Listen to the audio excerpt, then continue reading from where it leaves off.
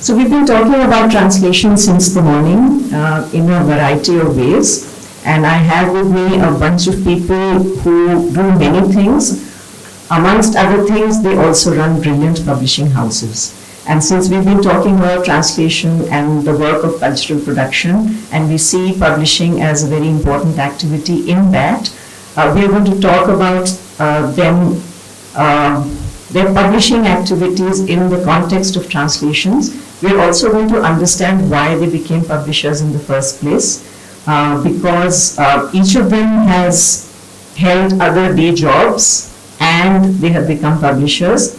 And why do they think that this is an important thing to do? And why have they engaged with our translation program? Clearly that they see translation as an important activity in the larger space of publishing. So what I'm looking to do in this panel is I'll ask everybody a little bit about their own personal journey into publishing, and then we will address some issues of common interest about translation, about feminist translation, and about why you think that is an important activity to do in the first place, as well as how do they see this ecosystem changing over time. So I'm going to start with Geeta. Geeta, who is like the doyen amongst us, absolutely. So I mean, there is so much that Geeta, she's probably well known in this room anyway because she's from Hyderabad, but I think it would only be fitting that we first ask Geeta about her journey in Hyderabad Book Trust. So I'm going to just start with that very general introduction, and then Geeta and I had this old bone to pick about how Geeta is always despondent about the state of Telugu publishing, and I'm always trying to cheer her up. I hope I won't have to do that today because she's feeling reasonably good about everything since the conversations in the morning. But let's start with, why did you start Hyderabad Book Trust? I love books. I mean, that's the primary reason for working with publishing, because books have been my first love, and even when I took to politics, that was Marxist level, Nazarite politics, I'd read Somerset Maugham with the Marx or the Engel book cover on, outside, so that the comrades wouldn't object why reading bourgeois stuff. I mean, I read I had wide reading and continued to read widely despite whatever. So that's the primary reason. The immediate reason for starting the book trust was political, because several of us had come out of different Naxalite factions. We didn't belong to any particular group, but different groups. And we thought one of the reasons for the failure of the Naxalite movement was that so many of the actors who came in, who couldn't read English, there wasn't enough material in Telugu, they did not have enough information, knowledge about the outside world, or to put two and two together to be able to debate with the party leadership. And that was one of the primary reasons for the failure of the cadre to be able to, sustain a more democratic movement. So the idea of Hyderabad Book Trust originally was to bring in some kind of university to the left movement. But then very quickly we got out of that, and we said, why stop with activists? The lay people outside want our books, and we went on to different kinds of, health, education, all kinds of areas, but areas which made meaning to a certain section of people. We didn't do general books as general books. If books made meaning to, people needing healthcare, to LGBT activists, to feminists, to Dalit groups, it's then that we printed books, and we continued with that. So there's a narrow focus on a certain kind of literature. We are niche publishing, so to say. We wouldn't publish uncritical biography of say Indira Gandhi or Rahul Gandhi, something like that. Now that's, so the reason I continue publishing is because I love books. Telugu is not my mother tongue. I work in Telugu. It's a disadvantage and an advantage in both ways. Disadvantage because I can't work with scripts directly. I can read and write, but I do not have a sense of judgment. I miss the nuances. So I do not engage with scripts as scripts unless it's very important. The advantage is that because I don't read Telugu, And when the script comes up for consideration, goes out for peer review, goes out for editing, the authors don't pick so much of a panga because they think, she's not prejudiced herself. Otherwise, the authors and translators are very, very difficult people to work with. I don't know if anybody has said this before, but they're some of the worst people in the world. So it's very difficult to deal with them. And being a non-Telugu, I'd say, look, I really have no clue, but this is what a peer review says, and maybe this makes more sense this way. I'm able to argue a little bit more dispassionately. So, where were we? I'm sorry, I lost the thread of the conversation. Yeah, so I continue to remain in Telugu publishing. We have recently started an English imprint. The reason being that fewer and fewer people are reading Telugu, is what it seems to me. Since the last 20 years and since the last 5 years, very, very definitely. And lots of people coming to our office are ask us, where is the English translation of this book? My daughter can't read, my brother can't read, etc. So the idea of Southside Books was to bring out literature from this area in English so that the people coming from this area, both Telugu and Dakkani, can engage with this region's heritage, culture, etc. And sad to say, the English books are doing better than the Telugu ones. Okay, English has a pan-India market, but Telugu too has, the Telugu people settled everywhere from Assam to Delhi to Pathankot, and particularly abroad, there are lots of Telugu people, but the English books are doing better than the Telugu books. So I continue to be very discontented with Indian language publishing, and every time I see someone from, say, Kerala, I think, my God, Pits, we are here, Pits, these guys are so great. They've got so many things going for them. We have nothing, we have no pride. I mean, why go on to that thing? But there is a sense of, in Hyderabad, I don't know whether it's because of this very mixed quality that we have over here. We have the Andhra state and the Telangana state, both have Telugu as their languages, but both have very different cultures. And then we have the Nizam's rule from so many centuries. So there is a very strong Dakkani element. So is it because of that we become so laid back that we say, chalo, everything is theek hai, and we don't have to have pride in anything. I mean, it's not as if just Telugu. Urdu speakers also don't have pride in their language. Younger people who speak Urdu are not able to read and write Urdu. So it's a malaise across this region. Whereas states which are more tightly knit, like Kerala or Tamil Nadu, or maybe even Karnataka, I feel have more sense of, a stronger sense of language, heritage and identity. So that's about the journey with the Hyderabad Book Trust. But it's been a long journey and you're still on it. So that gives us some reason for optimism. Since you started off firmly believing that you need to translate into Telugu because you clearly knew that there were people out there who would be able to read the books. Now you're saying you've come full circle and you're taking things from a Telugu culture into English. And you're still doing it as Hyderabad Book Trust. So it's been quite a journey, and there are ups and downs in that journey, clearly. But I think, I remember you telling me about this book which a shepherd Madiga girl had written, and Geeta recorded whatever she had to say. She had newly learned how to read and write, and then she started writing about her life, and it was so beautiful and so poetic that Geeta decided to start writing it down with her, and they made a book out of it, and I believe it's selling. So I don't think that we have reason for complete despondency yet. Yes or no? Yes, absolutely. There are. And then also the problem is that connections have become far more tenuous.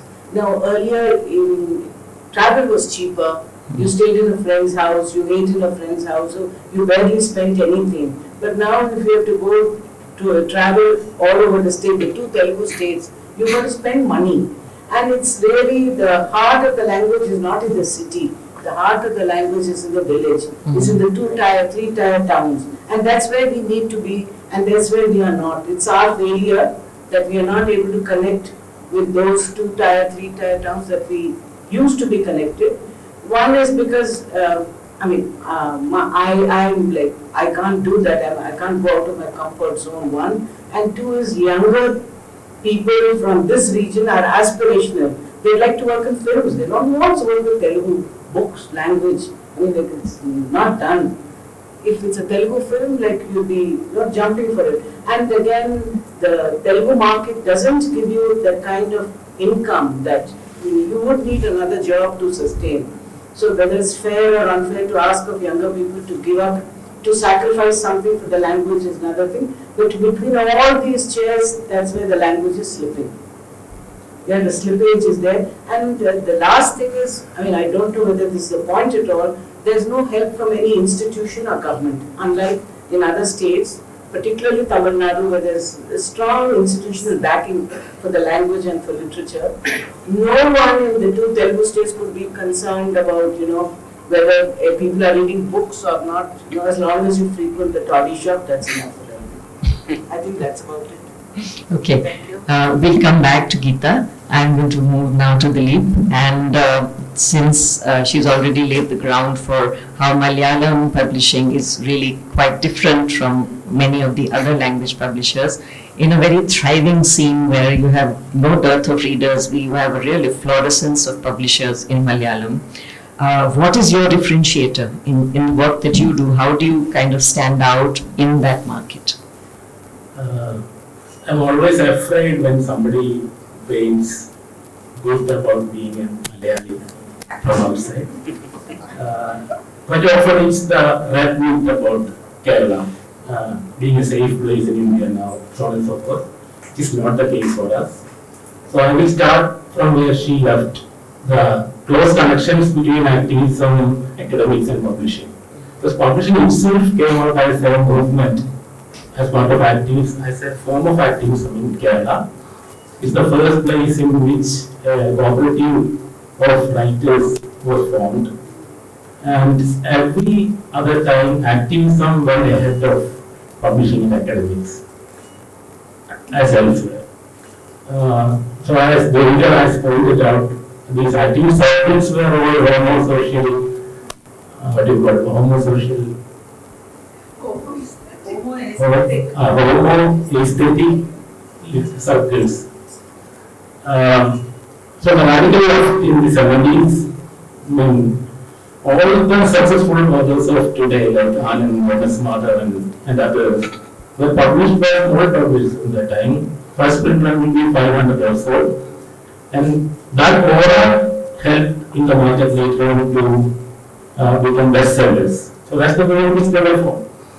So I also started as an activist in the CPIML movement, and I had never had any connection with the traditional left, the CPIM in Kerala. And one of the programs right from, the way in which I came out of the ML movement was through association with the civil issue movements and new social movements in the civil society. So that's the active one which we departed from that. And for all those who are part of those movements, the first and ground level enemy to counter is the traditional left in Kerala. That's the fact. Just because these movements are not documented properly, not textualized, this not mean the word Kerala first stage out of Kerala. So all my friends out of Kerala will be thinking about SSP and all. That's the limit of the imagination. That's not their fault. It's our fault. We are not good at talking. Now let's take one example. 2 days back I found a translation of the work by Zubaan and some other scholars who have brought out a textbook through World Last Fund called The World of Equals. Chinda is the publishing organ of the ruling party in Kerala, CPIM. They have published a Malayalam translation, which is very good. Because for the first time in Malayalam, the copy editor is being credited prominently. And copy editing is being done. Parvati Devi has done the translation and Santosh has done the copy editing. And there are other traditions from an excerpt from Devidas or Kulasri and Vandapanamundayangine and some other things. Santosh himself interviewed a woman who has done about 1,000 wells in Kerala. These are editions where there are and some others. But maybe publishing and good at finding faults. So I just compared. I'm teaching now genders. I am writing this textbook in English. When the Malayalam came out, And I got over the copy 2 days back and just compared and found that this can be an explosive, what do you call it? News in the sense I am writing it out here. Nobody else has found this yet.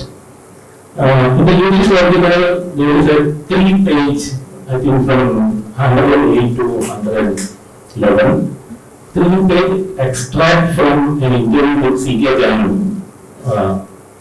the Gautam Mahasabha activist. Interview being done by the Academics, and they are accepted into in the English, which is missing in the Malayalam translation. Totally missing. A textbook has been copied thoroughly. You have additions in it. When you are excluding something that is conscious. So this is the sort of what you call the wish to eliminate your enemy, to erase your enemy, I would say. Of course, C.K. Janam today is a candidate of the NDA. She is with BJP. We all know, but we cannot erase the history. We cannot do it. And you are talking about intersectionality in that. And one point I would like to note is that in the context of Kerala, and especially we are talking about intersectionality, rather than images or gender or caste affiliations, we should speak about political affiliation, political affiliation. That's the most important thing which works in the Kerala context.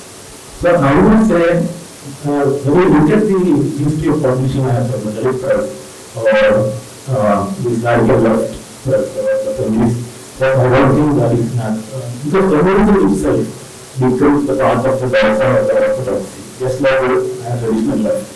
When the LGBTQ and the organizations and sex workers movement for that instance, not the violence of India, just lived for a few years. They have to die in the absence of the civil society structure and by facing violent opposition from the, I would call it traditional feminists in Kerala. There was slow vociferation in planting in the sex movement and so on and so forth. Right. That's one thing. Okay. Okay. Yeah. Then I would say I joined in between as a graduate from PhD. I was involved with some activism. I was in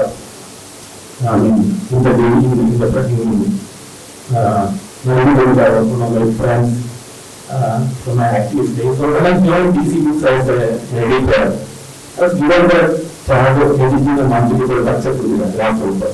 And along with my friend Sanjeev. So we two edited it for Associates magazine. We two edited it for 2 years, 24 issues. So we took as insider decision to not to publish literature in this magazine. But we published what easy to start from them.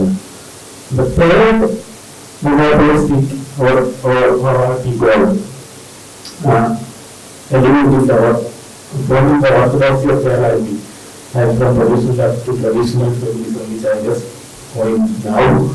In this case, literary paradigm, everything goes down to literature. Another teacher who writes about philosophy science, social science and all, and the other thing. So in these 24 issues, we just I think an issue will be on Dalit writing, and another issue will be on Inkling, another issue will be on bond or short. So we have got about 20 issues, and we have published at least 70 new orders from social science and from Ireland University, for instance, the new order the PK and so on and so forth. So we have written original works in Malayalam and we have published it. So the resistance was such that I was thrown out of these issues. So when I thought I just went to Delhi and my PK that we were camping, there was a time when they were planning to start the Malayalam camping program in collaboration with Manorama. I was there as the supervisor, translation supervisor for 4 years in Delhi Malayalam project. But also I found that this is not an easy task, because thinking about that where digital intelligence and Manorama marketing intelligence will converge and will become a success. Whereas Manorama sat as an editorial team without applying any marketing input, and that died out. But I think, Philip, listening to your trajectory of or you're analyzing how different movements stand in Kerala today, or how they grew and then they sort of plateaued out and became traditional left, traditional feminism, versus some of the very crass publishing decisions that you're describing, that the marketing and this thing must converge. But to me, all this is still proof of the fact that there is actually space to talk about all of this in Malayalam publishing, and everybody can express a view and you can sort of disagree violently with each other, but the fact that these discussions are out there in public and you can have different positions and disagree and yet continue to publish, each of you, because all of you have a readership. I'm purely putting on my publishing hat here, and somebody is going to read you. Somebody is going to read you, otherwise you would not be publishing that magazine. Somebody is going to listen to your counter view of whatever it is that you're critiquing. So I think to me that is a sign of vibrancy, because that means public debate through publishing is still possible. I briefly respond to that question. I would say it's the strength and the weakness, the sense. If somebody says that, it is not an exaggeration if somebody says that Margaret is a Malayalam writer, the Margaret is a Kerala thinker. Because Malayalam itself influenced as a language through translation. In fact, it was called a father of the language. You have many fathers, Mumbai is also a father. So we don't have to go by a father of the language, but the language emerged through translation. So the source of originality itself is translation. That your readership has been nurtured over translations across languages from across the world. But to come to your first question directly, why I am in publishing? Because I am dissatisfied of the way in which social science is being done in Malayalam. Why social science in Malayalam? Are we addressing an audience in English? Are we trying to know ourselves? Are we producing model at all? When you go to the PKF coming out of the literature department, it's like you transfer Raymond Williams for one chapter. The title is to be like this: intersectionality. A study going from Kaya Vilas and Avila to the Margaret's novels, so on and so forth. So we are that, and we are seeing values elsewhere, and we see the inferiority when it comes to knowledge production. It's not only for fiction. When Gadastri's novel is beautiful translated, it's a challenging part about daily life. If you look at it, even Malayalam cannot be the dialect. Using two dialects in such a way that there is a close connection with the life world, the emotions of the life world. He's not addressing a ladder or in south. That's why he became original and creative in Malayalam. Not by thinking about so you basically have this complaint against the social scientists not being very regionally in Berlin College, and she has written a PhD in from detective novel, which I have nobody else read, and she may not be confident enough to translate it and publish in English. So probably a whole lot of plagiarism is writing. They are not doing anything. If I am saying that, okay, English is I have a disagreement with the level that I am writing in Malayalam. That is the point. Well, I got my answer. Yeah. What is the differentiator? It is precisely this, that you are such a sharp critical. Now we are doing practical of 1/4 of the academic. We are trying to publish original theoretical writing in Malayalam, and what I was learning in English as well. I am so confident whether you are in such a good area or these words. If you translate it in English, they will stand.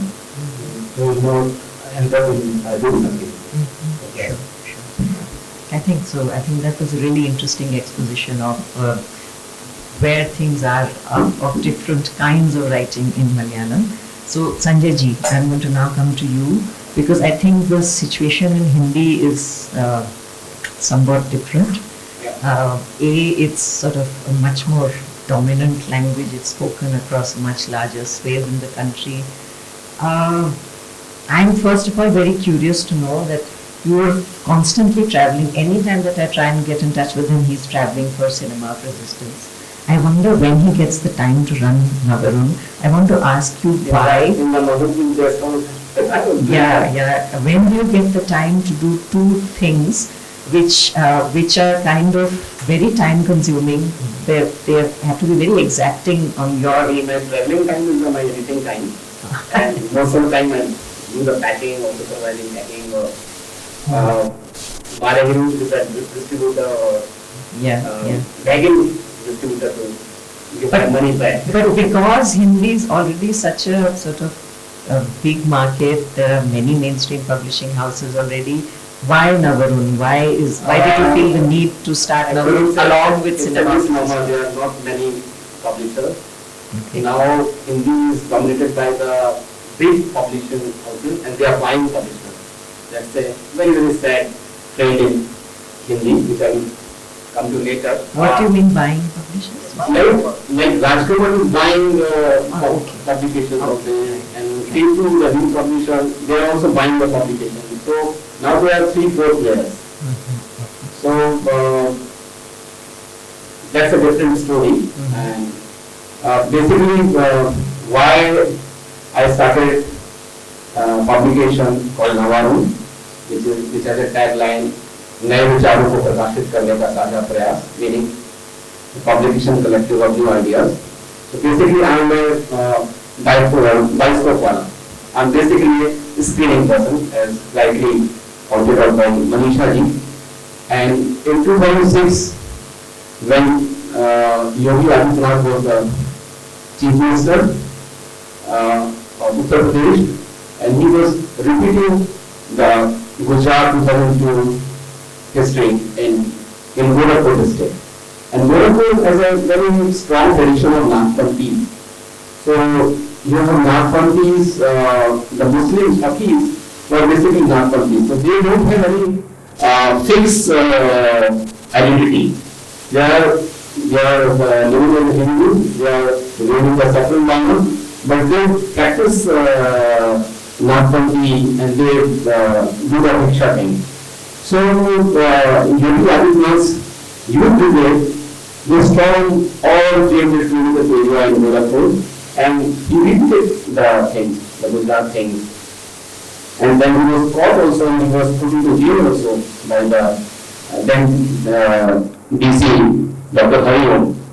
So, in 2006, there was one formation called People's Forum in Gorakhpur. And there was a public intellectual called Professor Ramkrishna Municipal Party, who was later our Gorakhpur Film Society's first year person also, till he died.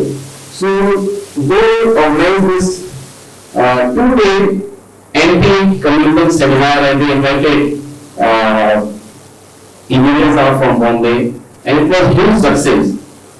So meanwhile, Jansen Movement in Allahabad in September 2005 planning to expand its cultural activity, then they invited me as a cinema lover. I made a film for Sai Academy on Hindi short story like Amarkant. I traveled with that film so that the secretary of UP knew my activism, scaling activism. So I gave that idea. Then we started film festival connecting the social movement. And then that meeting in September 2005, we coined the term cinema wastage. Basically, it's the role of cinema in the English translation of cinema wastage, and basically wastage from the big funding. Since we are showing film of people movement, there was no point taking money from CSR of big multinationals who are creating different ground for the movement. So in 2006 we started this first Gorakhpur Youth Festival. It was a 4-day affair and it was totally organized by the people funding. And we have friends, 4 5 journalist friends, and they don't know about cinema, activism or documentary history or feature filming, but they wanted to use cinema because somehow they got this idea that cinema can, it's easily, you can organize screening, you can replicate the event, and it was a huge success. And like a sharp or conductor, so the conductor was Ashutosh Kumar, who is now in Hindi department, Delhi University. He said, बहुत demand आ रही है लोगों की, क्या festival को repeat किया जाए? There was no demand. So लोगों ने कहा there were about 40 people in the concluding ceremony. Yes, repeat किया जाए. So next year again we started the festival in Bharatpur and again in Bhilai also. So in 2006 one festival, in 7 2 festival, in 8 3. So in year 2014 we organized 11 film festivals. The main and all the festivals being organized by to the help of LCD projector, and we don't have good auditorium like this. So generally abandoned auditorium, and so you have to take rest for the projector because of humidity your screening will be stopped. And how you will hold the audience? So just to hold the audience, we put the publication, the book stall. And that time there was a very fantastic person called Gangaji. He was associated with CPI Liberation, and he was very passionate about the Marxist books. And whenever I asked him, Gangaji, kitna sale hua? So he one day he told me, please don't ask कितना cell हुआ, ask me कितने लोगों ने पढ़ा. मुझे मैं कभी cell में never believe in sale. I believe कितने लोग ने पढ़ा. And Ganga is the same person from Nepal में when Mao's movement was there, people, many people traveled to Lucknow and sourced books from Gangaji. So Gangaji was always there to hold the audience. And this practice then since cinema restaurant was purely people funded, so after 3 years, Meghna, the renowned documentary film newspaper, requested us, Sanjay, please give us travel, because we are not asking for the fee, but at least third AC का किराया तो दो. So the budget was raised. So to accommodate the budget, the book stall was an important activity. So it was raising enough money to start paying for it. Say if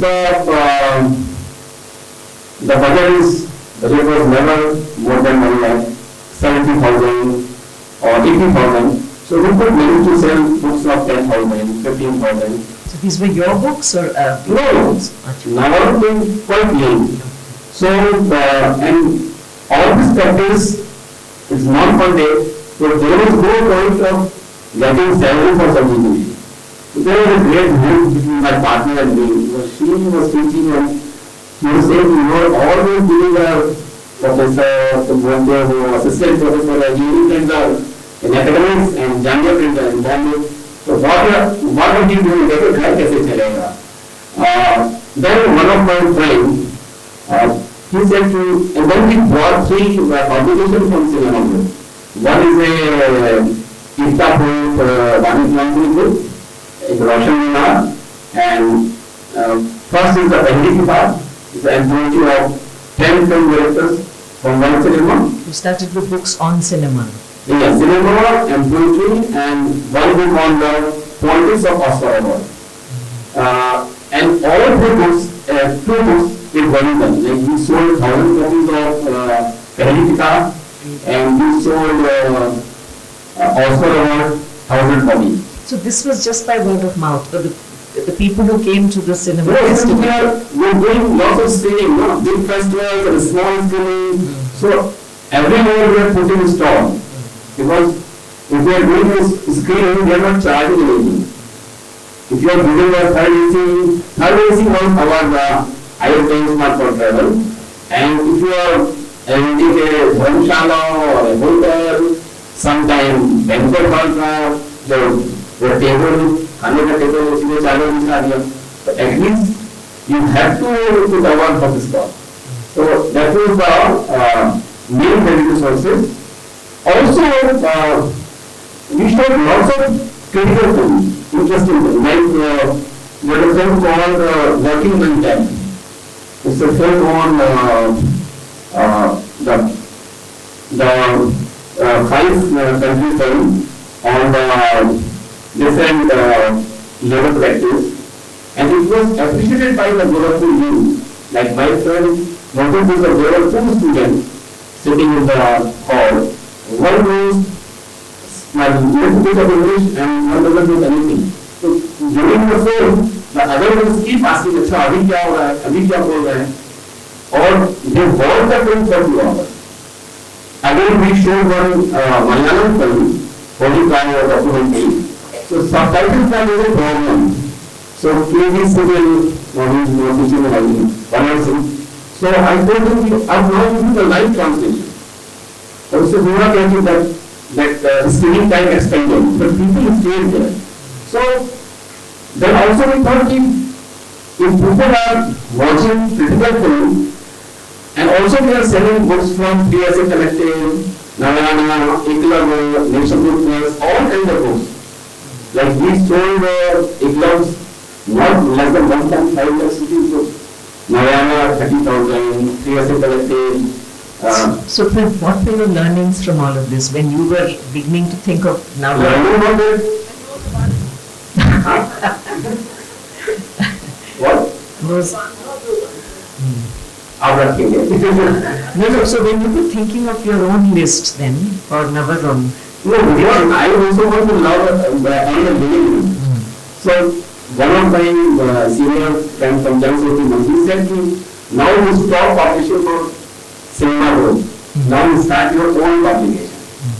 And Navaru, they also influenced the Navaru Bhattacharya, because he was president of and Navaru because of new idea. Because there are many new ideas playing, and people are discussing like, and they are bringing the so it means, and always in every film festival, if the audience is 200 so the fare will be around 10,000, sometimes it is 15,000. In that way, we pay for guest house expenses, 18,000. And we never did the money from the other organization.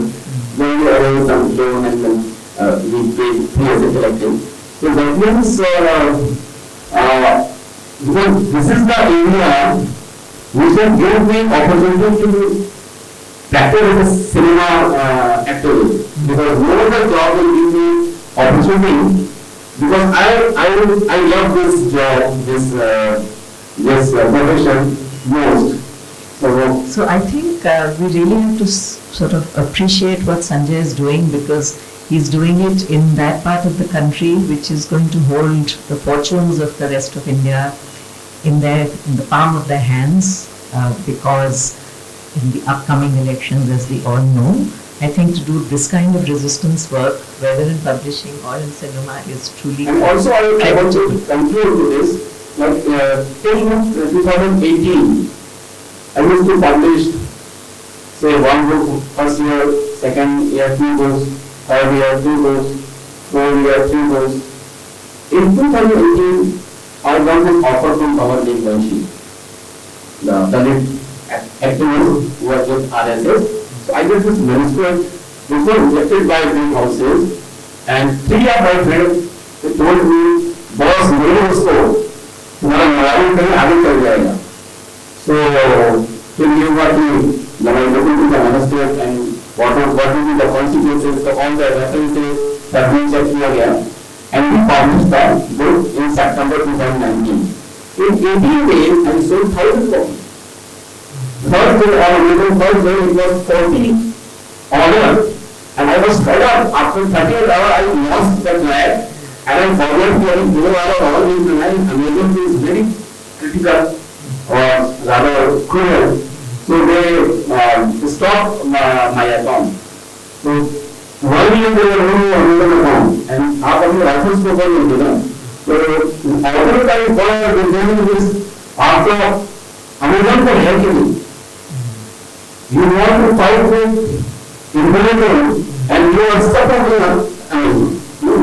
another thing is the full problem. So in 2019 we have two editions. First was 1000, second was 1100. And now it's running 5th edition. I sold 3500 copies. And in Corona, that is the only book which is getting ordered. So 2009, it gave a great boost to Marathi. So I have friends from Bhilwara, from Madhya Pradesh, from Chhattisgarh, and they are not just buyers. ये कहते हैं sir मुझे बताइए कि जाति के बारे में और क्या पढ़ें. So this is, I think, what Geeta was referring to, how you used to go into the tier 2 towns earlier and now that's not happening in Telugu. You are actually doing that in Hindi. And that gave me the confidence that now I can do the competition and I should do it with full seriousness. And after 2019, there is a great rise in number. So till 2018, say 25 or 20 publication, and after 18, 19, 58. And in my finding, Hindi is only reading by the Bahujans in North India. I think that's a very fitting segue into getting Mamta to talk about. We'll talk about that. She's asking if you're making money. We'll talk about that important question. So I'm going to just now ask Mamta to talk about her journey. You're also doing several things, including film, and you started Kaudi. So I want to understand, what is it that made you start Kaudi? What did you see as a gap in the Kannada market? Was it because of that, or was it because you were simply passionate about the idea of publishing under your... It's both. I was working in KGC Christianity for an institution. So every day my question is, what are you doing, Mamta? It is like, I used to use the classroom in a very constructive way.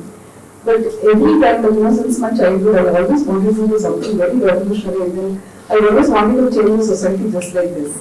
But I don't know that it's not possible to change the society just like that. Because as Saraswati Lata was saying, we are very much people of movies. Yeah. So I was also like that. When I see a lawyer, then I will take I should be a lawyer. This is the only profession through which I can change the society. So something like that. So when I joined as a professor, I used to think what am I doing? Because the whole structure of the teaching institutions have changed a lot. So we are not able to do what we actually wanted to do in the classroom. So today we have camera, today we have, every time we are called, what are you discussing in the class, and then, what kind of discussions happen in the class, and then what are you communicating, how are you, talking to students, and what are you talking to the students, so your relationship with the students. So everything is being tracked. So then, I and my husband, my partner, so he is also into NGO. He's working in NGO for like 25 years. So we both were discussing what is it? We want to do something else. So not something, now I'm into teaching, but I seriously wanted to do something, to fill the gap that what we have as representation. So when we look at different sectors, there is lack of representation. So that is what I see. The narratives and the discourse what we have on different concepts. So there is a gap, and there is politics of knowledge. So that strikes me each and every time that we need to prove this. We need to deal with this politics of knowledge to bring in the discourse which is not there in the society and which is being constructed systematically, very systematically and very politically. It is being stopped by the very mainstream to bring in new narratives and new discourse on various issues. So then we decided that we should do something, and that is when I started doing it. And there in Kaudi, it was coding is not for business. It was like, I want to fill that gap, and then I want to bring in lot of different narratives, and then so far, when I compare with all my panelists here, just 1 year I started this Kaudi, and Kaudi is like, it's quaint. We use different colors, Patches of cloth and patches. So that makes a very beautiful thing, and that is what our society is all about. So we want to represent each and every community, and then we need to give space for each and every community which has been deprived of representation. So this is the whole idea of it. And then market, yes, Kannada industry when we look at, this is my feeling, I don't know. What I always felt, all my books, whatever, what we have published, we have got a very good response by the readers. How do you distribute? And How do you reach? I can't put it. So we have done, we have identified people who live more in different districts. So we have a very good network. So we identify, and then it is like they are in a different job. There are people whom we know. But we also give them an option of doing this distribution of products. So it is like extra earnings for them. For us it is less, we give them 40% and we take the rest. But it is like a win-win situation. So we make books, we publish books, and also we give it to our known people. So they distribute our books for us. And readers, my understanding is people read books. I feel we are not channelizing it properly, we are not strategically reaching the people. And the orientation is not there. The knowledge, and we need to read, we need to read and different books which gives us different knowledge, and then we decide what exactly is spread. So I feel that we are not taking into the right place, or if we take it, I am sure that people are going to read. We need to channelize it properly, and strategically we need to do it. So, but what is it about the Kannada book market where there are so many women like you? Saraswati was published earlier by Kavi Prakashna, Yes. where Yes. Anupama is a doctor and she runs Kavi Yes, Prakashna on the yes. side. You do your teaching and you run Kaudi on the side. Yes. So clearly, Akshata is the Akshata yes, is there, yes. She's also one of our grantees. She's working on a book. So there is clearly something there where you're literally setting up an alternative distribution system Yes. through people whom you know. Yes. You already had a distribution system because you were going around with your cinema. Geeta has, built a sort of brand of Hyderabad Book Trust where people will already know about her and, come to her for a certain kind of book. Dilip comes from a developed and mature market with all his complaints notwithstanding. I think there's already spaces where people know how to come, how to access books basically. So I now want to sort of do one more round of questions where I'm going to ask you all about the publishing of feminist translations, because at the end of the day, we are here today because of our grant program, which was specifically pegged on feminist translations. And I want to ask two questions of both of you, all of you rather, which is that where do you see feminist translations in the larger ecosystem of your language, number one. Number two, that whole question of the expansion of the lexicon, which the very erudite panel in the morning addressed. I remember talking to Aditi Maheshwari of Vani Prakashan, and she talked about developing an alternative dictionary called Satrangi Bhasha, because she said that the words that are commonly used for LGBTQI or others are just like, I think Vasanta mentioned that they are bad words. You can't even use them in polite society, or you can't print them and so on. So can we come up with an alternative dictionary for publishing or translating those works which have not existed in the past? So how are you all sort of addressing those questions? Do they exist in all the languages? Because I know, for example, there are certain languages where this is not a problem. I believe in Manipuri there are several words which you can use for relationships between women, and they're not necessarily bad words. So how is it with different languages? Where do you see feminist translation, and where do you see dictionaries expanding because of your work? I know, Geeta. This is a difficult question, and we will not go back to how bad things are in Telugu. We'll talk about that subsequently. Not had a problem for getting. Most of the translators are women, by the way. Mhm. 40 years ago, most of the translators were men. But in the last 20 years, there's been a total shift. 90% are women, about 10% are men, and the men are not to be trusted.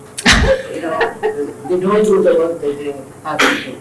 So that way, the translation thing has shifted to women. Space for feminist publications, yes, I mean, we've been doing since Second Sex we did, way back about 30 years ago. So there's been a succession of books which have done well. But generally speaking, I don't know whether this is a way to judge. We brought out at a time when, in the late 80s, when there was not much information about health on the net, we brought out small booklets, after where there's no doctor. We really it was a very successful book for us. Then we brought out small 60-page, 50-page booklets on blood pressure, cancer, knee pain, various other things.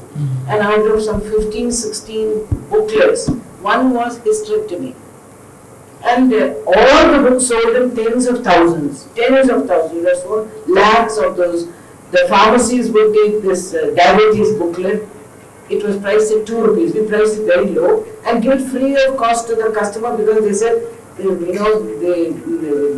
they trouble us with so many questions. How should the medicine? The doctors don't tell them. The pharmacists have to explain. We give them this book and they are happy. But hysterectomy did very badly. Now, I thought that's because women don't want to buy about their own health or men don't buy it for women. But a certain market of, say, what you would call enlightened women, those women read and will read feminist texts. But the broad majority of women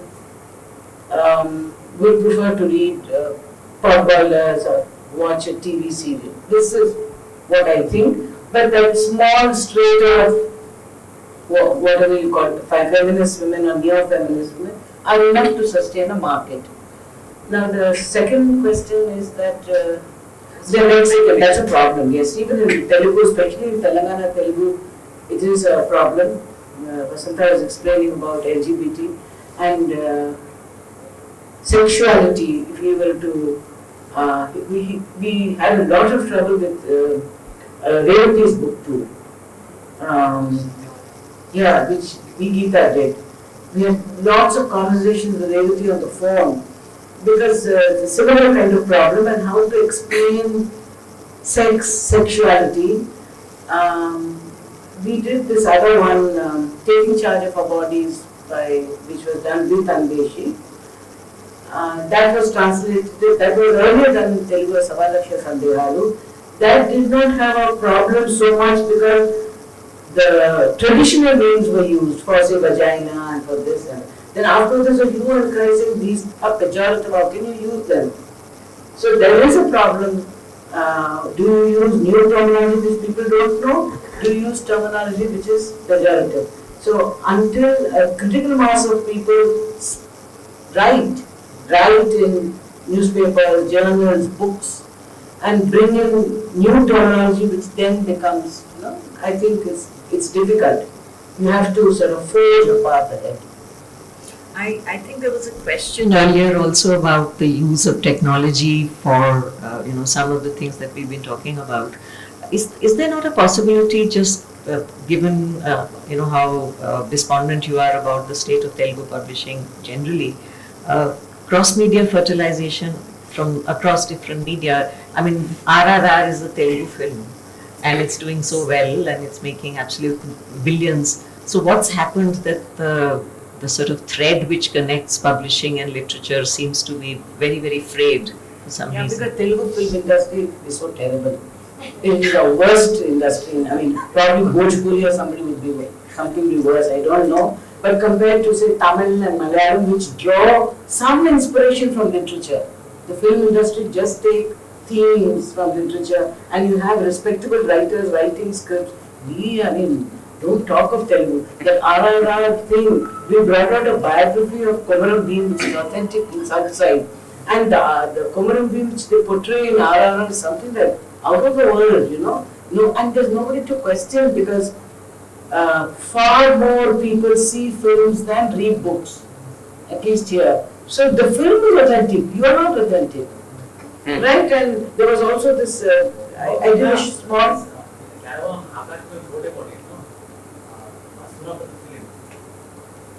Maybe, I don't know. See, I wrote a small biography of George Reddy, and later they used this to make a film, and the film was hugely successful. After the film came out, we sold 50,000 copies, 60,000 copies. That was a good example. It's a good example because the film drives a critical reader back to the book. But this RRR hasn't driven any readers to Conclave. They are very happy with what is shown there, and they don't want to read any. They don't want what is the real version of things. So the cross-media fertilizing, I don't know. Even social media, for instance, Telugu, WhatsApp, people don't even use a Telugu script. It's a Roman script, which is used in typing out the thing. Actually, that's true of many Indian languages now, where people read that language in Roman. If you respond to it, pardon me for being about clear as well. No. I don't think that the issue is that of translation per se, because in case of technical terms, for instance, I have done a project recently called a handbook on theoretical terms in Malayalam, Siddhanta Padala Sahaya, in which scholars including Devika has written 1,000-word entries on Devika has written on citizenship. Other scholars have written on ontology, body, male gaze, so on and so forth, to give a cross-disciplinary exposure to students. Now we just reached about 50 entries. So the idea we have that was, the issue is that scholars are not talking to each other. There is no dialogue, as Gopal Guru and Zubaan has pointed out. In Indian social science, there is no dialogue at all. Without dialogue, however good your translation is, it's not the issue of finding a word. For instance, take the issue, term like power.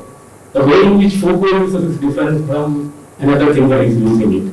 It's not finding an alternate word in Malayalam or an Indian language to come to grips with that conceptual context. So in order to do it, even if you use the word power in our discourse, that's the way in which we claim every other language claim other main words, vocabulary they develop. So to me, for any language, Indian language, to be able to produce knowledge in that language, the basic infrastructure should be one is a vocabulary and the other is platform to talk to each other. Peer is a culture, it's not something to be written on the cover page of a journal. The peer is a culture. Where there is peer review, where the people speak among themselves, that way will come into currency. So one discussion in between this project was about a word like vulnerability. What can we use in Malayalam for vulnerability? One good thing was, even though it was over the Gmail, that around 12 scholars participated in that discussion. And I have heard about 13 words, that Shadasadhyada, Varnaniyada, Sthiti, I mean, somebody pointed out that it has to do with the position of victim word. Then another scholar pointed out that it's not victim word, it's like, I don't know how to translate it. Yeah, Shadasadhyada, the area users started using that word in their writing. So in that process of, some Varnaniyada was something which rhymes with vulnerability, as you know, Varnaniyada. So that discussion brought out the context of that particular term. So I am saying, one, when you are changing the language, the subject also changes. In the morning panel, when Saraswati was speaking, when she listened to that poem in her language, and she got a position of strength. That's why I was referring to the fiction as against being produced in the language as against the social science. Our students are so inferior in social sciences. Why? this shouldn't be the case. We could be equally creative and critical and productive in social science and humanities as well. In order to do that, we have to observe, I will point out another example as well. In Kerala, sometimes publishing, the mainstream publishing is more daring than the activists and other fields. For instance, when I joined DC Books, I have many disagreements with my very good DC, who is a good friend. Even now I have disagreements. But when I joined, after 2 months, he called me in his cabin and asked me, see, he has this exposure, unlike other Malayalam men, he has exposure outside of Kerala. So that was the time when Penguin published Yaran and other anthology. So he asked me, can we bring out an anthology on homosexuality in Malayalam? Then he remarked that was a time when it was the early stages of development of LGBT politics in Kerala. So and then he remarked that perhaps the church people may come in front of our office and protest, but let us take an academic stand. So that's what he told me. And my partner was working with Sahyatri, that was lesbian helpline in those times. So he edited a volume called Beyond Myths, Homosexuality in Kerala. That is a time when the mainstream feminists were strongly criticizing LGBTQ movement and sex workers movement as well. So I'm saying that we have to work with multiple allies in different aspects, guerrillas. You cannot have constant allies in publishing. The reason why I am not collaborating with the VDC for this particular project now, I am collaborating with Inside Public which is run by Sumesh and Naseem, my couple, for 10 years, an independent publisher. I think this clinical independence is very important in doing such things. And it's very amazing that you have chosen Zubaan's children's books to translate. I found that very intriguing. Delia has beautifully termed it as homo-aesthetic social service.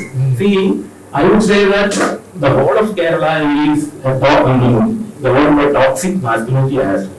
So we chose these books because it's not the case that we are not interested in the other theoretical works, but catering to the teenage, the children's literature in Kerala is so pathetic that it goes by the patriarchal norms regarding the family, so on and so forth. So we thought, last week we published a translation of Watermelon's thesis on philosophy of history, translation. Actually, these ideas were in currency for at least 3 decades in Kerala. But this is the time when Benjamin is claiming that I am also in another India. So his works comes, nobody is translating original theoretical works in Malayalam. Because the source of your originality is of translation. You are all opposite in that. You write in Malayalam something original, right from Sachidanand to all of us, through source translation. Suko is saying so forth and see what is happening here, and this is the same thing. If you are daring enough to translate Foucault way back, so I would suggest that we should translate the originals in our language. That is one source, and we should have a vocabulary dialogue among ourselves. Then only our coming generation will be confident enough, without inferiority complex, they can produce original works in the language. Well, since you're able to articulate it so clearly, I feel that there is scope for something like that to happen. Sanjay ji, about feminist translations in Hindi. I see great hope in social media. The Hindi, the mainstream publisher, they are not excited or critical. They are excited when they know that this book will sell, or otherwise they don't have any plan. They have big money than any other Indian languages or even English publisher. But social media, especially Facebook, like every name, about 15 young audience who published Anupam Singh, Neha Garuka, Bipin Chaudhary, Sunita Babi, Jacinta Kerketta, Parvati Tirki, Sandhya Mehta, Rashmi Bhagwa, Neenal Manatra Rao, Jyoti Chawla, Poonam Tashamar, Prakriti Kargeni, Ankita Rasuri. They came from all the background. Dalit, Adivasi, and all are having Facebook account.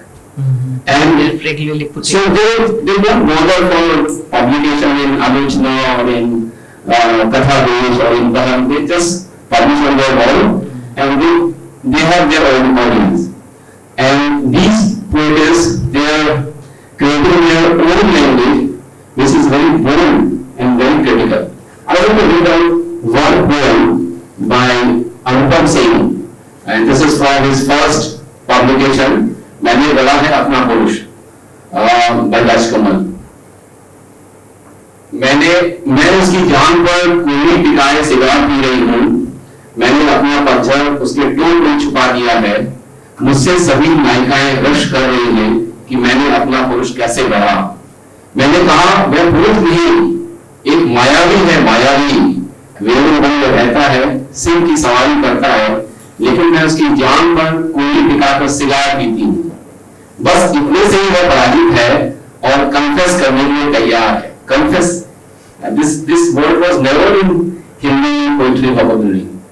वह कहता है कि बहुत औरतें सोई उसकी जान पर, लेकिन इतनी बेफिक्री और अड़ियलपन किसी ने नहीं देखा. वे डरी दुनियाती भेड़ थी, वे सब सत्ता की गाय थी.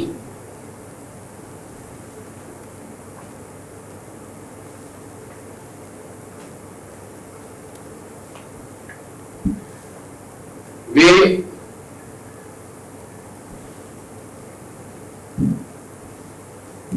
मैं जब उठूंगी सिंगार निगम की जान से, तब कोई दूसरा काम चाहिए होगा उसे. मैंने अपने सारे अरबी घोड़े खो दिए हैं कि एक पुरुष को काम मिल सके. It is more than that Krishna Surti, and they are not only Anupam Singh, they are writing very bold and very critical poems. That's really interesting that, you know, this So is very different kinds of the expressions are They will push the publisher to publish different genres. Yeah, I recently attended a session by Raj Kamal where they were giving voice to new people. Right. And I heard some interesting things there as well, particularly a person from a tribal background who spoke about the songs that women used to Jacinta. sing. That was not Jacinta, that was Aarti. Aarti. But she was very, Right. very Aarti good. Tirki. Aarti Right. Tirki, yeah.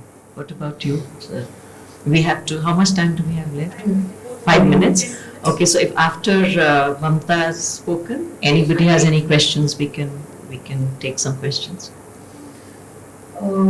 I feel like we have very good translations, as I mentioned. We have to Simone de Beauvoir's translations are there, and now we are doing Saraswati Chandra.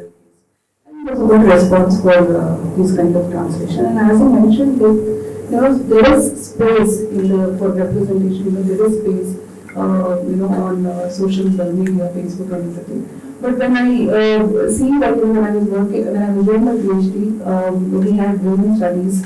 So the biggest problem there is, we don't have content. We don't have. It's all English. It's all in English, and then we have to translate it. So in that particular class, professor will translate and then do it. But that there, I think there is a gap, and we need to bring in a lot of literature from English and other languages to Kannada. But how do you see language evolving in Kannada from the times of your Anantamurthy till Saraswati?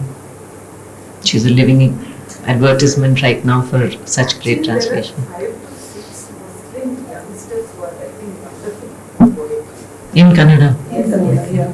And this, even the syllabus for women's studies have been evolved since 10-15 years. Many are writing. My book was the first one to talk about Dalit feminism, which has been referred, and again they are asking for the reprint. We also made history, and this Bell book has been translated. 4 or 5 books of Bell books have been translated by Srimati. And there are women publishers also. Recently also. And that has been well received by the youngsters. I think one of the big problems with Malayalam is that even Dalit feminism in Kerala is somehow disconnected from this kind of translations. We are Belux in Kannada. Yeah, we have Belux.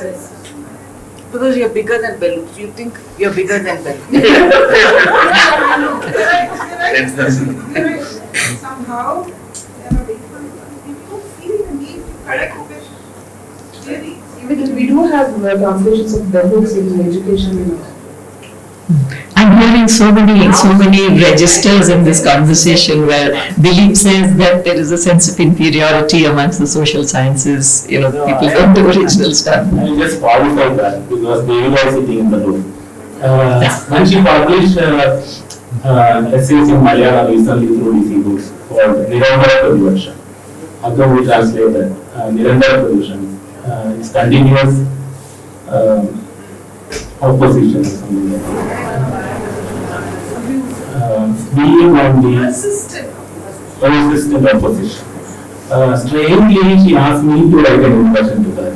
So in that introduction, I have pointed out this because she gave me a counter example. Because in most of the essays, the title itself will be Malayali or Kerala or something like that. So I made an observation that Devika is writing from a post-colonial feminist perspective, which is not ashamed of speaking about Kerala as a ground for theorization. It's so confident.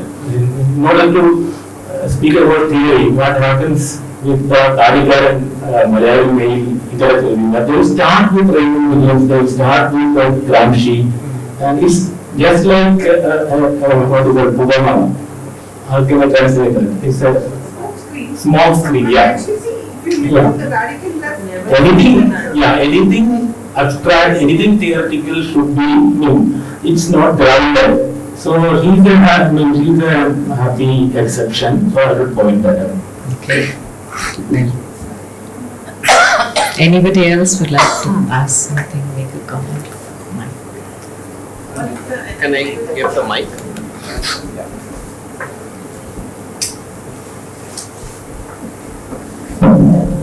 Kerala and Tamil Nadu are interesting twins in some ways.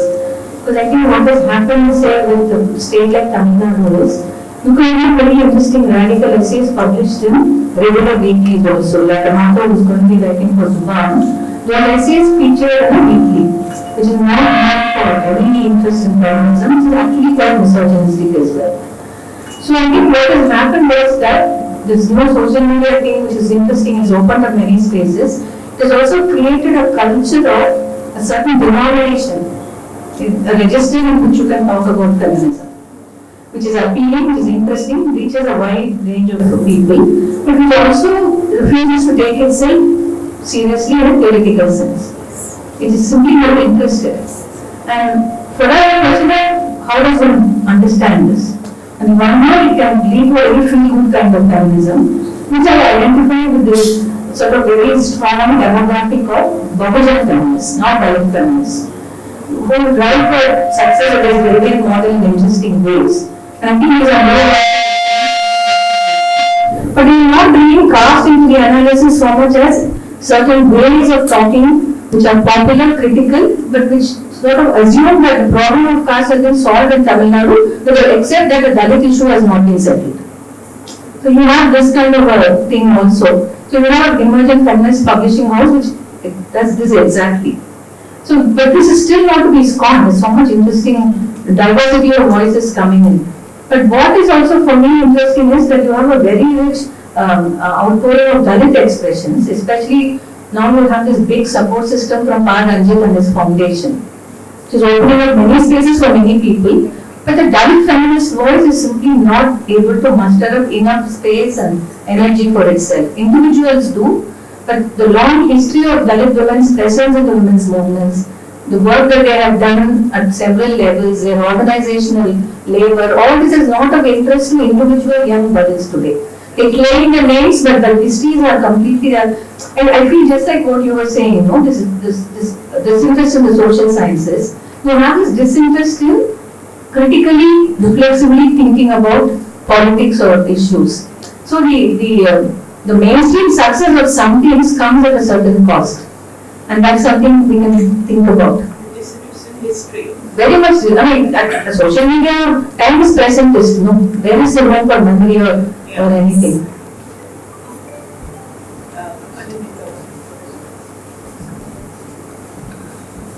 Curiosity, has AI crept into? I did the one book on Narmada with the same fellow. That was very good, very fine translation. Then I got this Arab thing and being produced by TNI. So I was very excited. When I go through the editing, so yesterday when she was asking when you do get the time, so I was sending the question mark and what does it mean? So it's Google total. So we just had the conclave in Calcutta. That has a logic because in Hindi translation rates are horrible. It's horrible. You can't imagine. It is 50 paisa. It is 60 paisa per word. Yes. And also the publisher will not pay you. It may take 6 months. So for 5,000 rupees you have to wait for 3 months, or you have to visit for 3 times. So that's the reason also. How's that a reason? We are better. The cheaper the translation. Why would you go to AI when you have a life He meant translation, Hindi translation. When you're translating from a different language to Hindi, that is the From English to Hindi. English to Hindi. I think it's affecting the artists more than translators because the covers are being designed by AI today. We just had one conclave like this in Calcutta on AI. So one of the publisher there, so this is a very interesting thing which he said. He said that a manuscript came going and I know the author uses ghost and ghostwriter. So but I mean he's done this because I also know who the ghostwriter is. So he said I was going through the manuscript and suddenly this is not even the ghostwriter has written. There might be something else. So he called up the ghostwriter and the ghostwriter said that he used AI. So it is like the author using a ghostwriter, the ghostwriter is using the AI.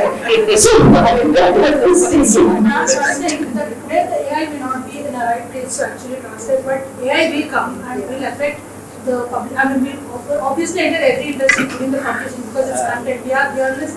We know you're already using AI to a certain extent. We know people who use it. I think, especially because it's English, it's far more advanced. I think so when you have to be ready for it is what I think. when your work itself is mechanical, machines will replace it. So I think Rita had a question, that would be the last question. You know, when you mentioned Brahma Megwanshi's book, I was very curious. The Hindi book, I think it says मैं स्वयं सेवक न बना. मैं एक car सेवक था. मैं कार सेवक था. The English translation says why I could not be Hindu. Yeah. So I was curious to what extent are these conversations between publishers also, because the signaling is very different in both. But we know, right, why the English will also signal somewhere Kancharya's book, Shashi Tharoor's book. We also know the English translation has certain things which the Hindi one does not. In that case, I was very liberal giving rights. I never asked the author, but Dilip advised me that for your Navarun's help, you ask the author for the translation rights also, so that you get some money also. So there was no intervention from me. So there was direct connection between S. Anand and Bhavati.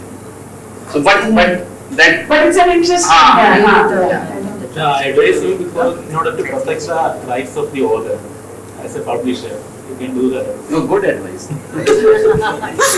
You will get. I just want to thanks Prabhakatan Trust and Zubaan, because the first time for the last 8 years I was invited as a publisher, and people other than Hindi sphere are interested in Hindi than our vast Hindi people. So thanks a lot. I asked Mike for this only. I thank you so much for inviting me here. I thank Zubaan and then Prabha Khaitan Foundation, and I thank all my authors, who believed in a very new publishing house, and they gave us, and Saraswati Akka is here. I thank her. Thank you so much. Thank you, Zubaan. Thank you so much. Well, everybody's getting up, and there I am to stop you guys from doing that. But while Anandita is going to felicitate, I want to get this right. The word between facilitate and felicitate is so close to one another. But she has facilitated so that she can now felicitate the resource people.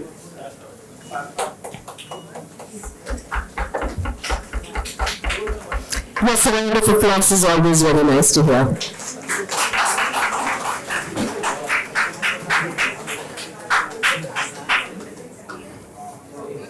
Actually, from the foundation, we promote local handicraft and handloom. So this is basically the Katha Thank you.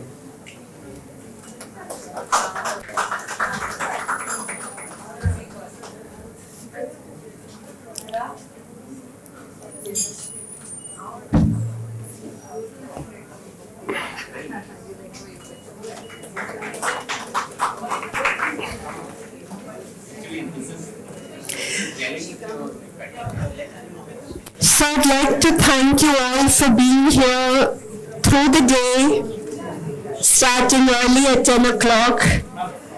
There is a tea and biscuits waiting for you downstairs. And then there is a fine duo performance that will be here. After that, Harini Rao is our Hyderabad based. I'm not trying to get into the picture, I'm just trying to go away from the speakers so I don't start whistling. There is Harini Rao and Saket who will be performing here. I was actually going to thank Anita after the performance, but since she's already started this chain of virtue, we really cannot thank Anita and Nuria and Sandeep and everybody else who's helped to make this event possible. Sitting in Delhi, we would never have pulled it off had it not been for these wonderful, wonderful people who decided to partner with us. So thank you very, very much.